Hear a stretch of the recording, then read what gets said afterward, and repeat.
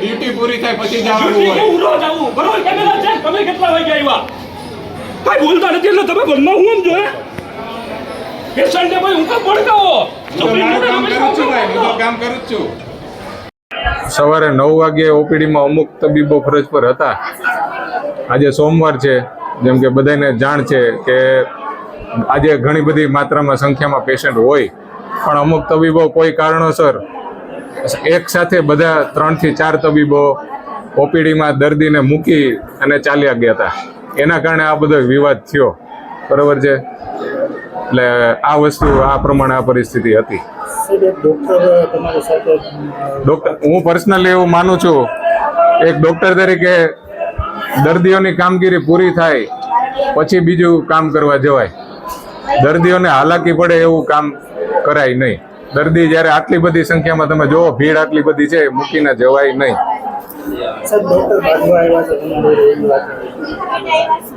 એ ડૉક્ટરને હવે પર્સનલી જે લાગ્યું હોય, હું તો મારું કામ કરતો હતો, બરોબર છે, હું મારી ફરજ ઉપર હતો. બીજું તો બધાને ખબર જ છે, જાણ છે.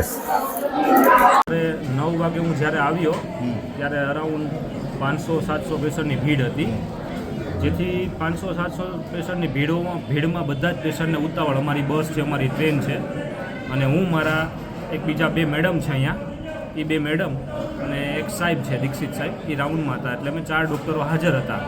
પછી હાજર હતા પણ રસ એટલો હતો કે પહોંચી વળાય એવું નહોતું. એટલે અમારે ક્યાં કે રિપોર્ટના ફોર્મ છે એ પણ ભરવાના હોય. એટલે મેં મારા ઉપલા અધિકારી એટલે કે કરંગિયા સાહેબને ફોન કર્યો 9:58 કે સાહેબ ઓપીડીમાં ખૂબ રસ છે અને પહોંચી શકાય એવી વ્યવસ્થા નથી અત્યારે, તો બીજા ડૉક્ટરોને અહીંયા કયો આવી જાય. પણ સાહેબે એવું કીધું કે અત્યારે બીજી જગ્યાએ એ વ્યસ્ત હોય ને તો એ નહીં આવી શકે, તમે મને ના કહો, તમે ડાયરેક્ટ સુપ્રિન્ટેન્ડન્ટને રજૂઆત કરો. જેથી સુપ્રિન્ટેન્ડન્ટને રજૂઆત કરવા હું અહીંથી 15 મિનિટ માટે નીકળી ગયો હતો. બાકી તો આ પેશન્ટ જ સાચું કહી દે. એટલે તમે અહીંયા ઉપર વાત કરી તો સુપ્રિન્ટેન્ડન્ટને શું કીધું? સુપ્રિન્ટેન્ડન્ટ તો બહુ પોઝિટિવ માણસ છે અને સ્ટ્રીમ લાઈનવાળા, પણ અંદર જ વિખવાદ થોડુંક હોય ને એના લીધે બધું જણાવી શકો.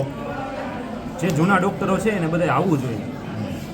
અહીં કોણ નહીં આવતા એવું? કેટલા ડૉક્ટર છે એનું લિસ્ટ તો મારી પાસે નથી, હું તો એક નાનો કર્મચારી છું. તમે એમ કહો છો કે ડૉક્ટરોને આવવું જોઈએ, કેટલા ડૉક્ટર આવતા નથી એવું કંઈ? ઓફિશિયલી સ્ટાફ કેટલો હોય છે અને કેટલો હાજર નથી હોતા? સ્ટાફ તો મોટો હોય છે. કેટલા સવારમાં કેટલા નહોતા એવું કંઈ?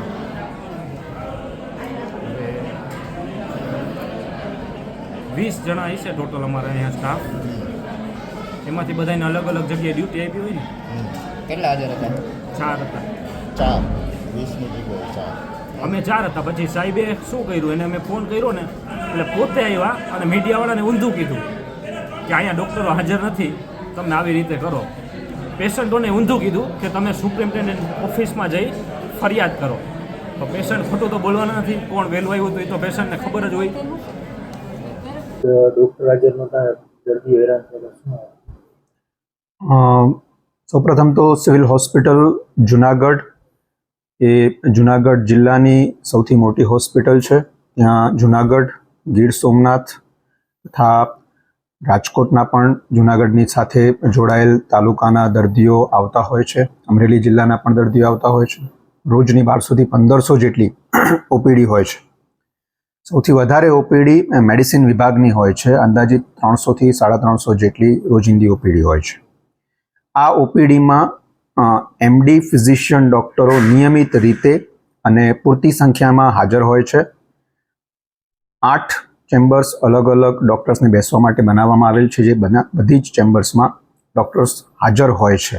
અને આજ રોજ પણ ફિઝિશિયન ડૉક્ટર્સ પૂરતી સંખ્યામાં ઉપસ્થિત હતા, પરંતુ તેઓને આસિસ્ટ કરવા માટે ઇન્ટર્ન ડૉક્ટર્સ એમની ઇન્ટર્નશીપ પૂર્ણ થયેલ હોવાથી તેઓ હાજર રહી શકેલ નહોતા, જેને લીધે કામગીરીમાં થોડો વિલંબ થયેલ હતો.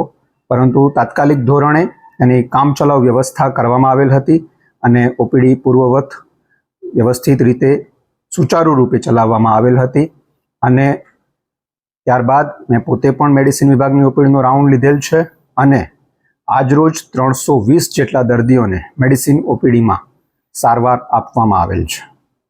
સાહેબ, બે ડૉક્ટરો વચ્ચે બોલાચાલી થઈ એવો દ્રશ્ય થયો.